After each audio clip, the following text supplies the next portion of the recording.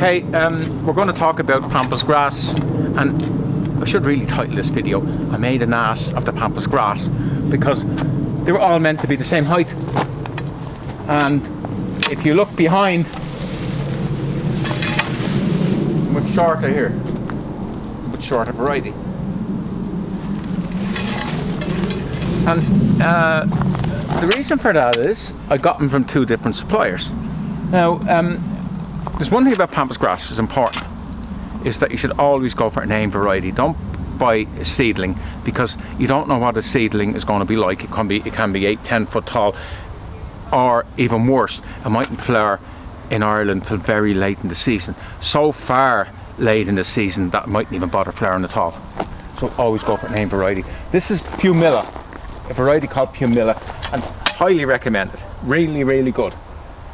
It's a small grass for pampas grass, but it's big grass for northern grass. You know what I mean? This variety, I think, is actually one called Mini Pampas. It's a Dutch variety.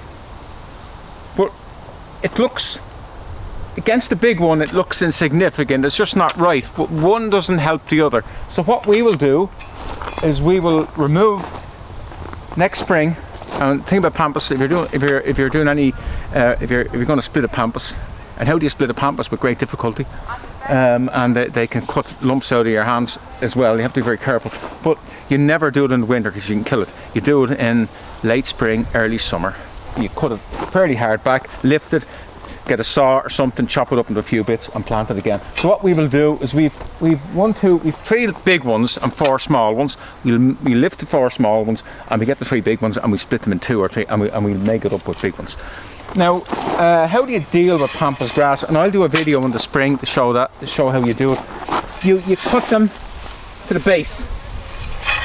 Now, I mean really low, to about that much. And if you do it in the morning, we say do it in May, if you do it in the morning, by evening, you should see growth in the centre. They will actually grow every day. They nearly grow as you look at them. But you never touch them in the winter or in the autumn time. You leave them alone. All the stuff you do with them is always in the spring with pampas grass, and they like an open situation. They became a bit over planted in the 70s, a bit naff. Everyone planted them as the bungalows and pampas grass in every second garden hut. Now they're not being planted as much, and they're starting to come back into fashion again.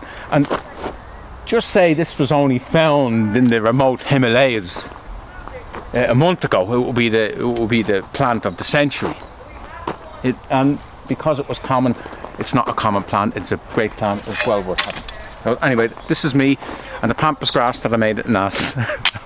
And if you like the video, you can thumbs up.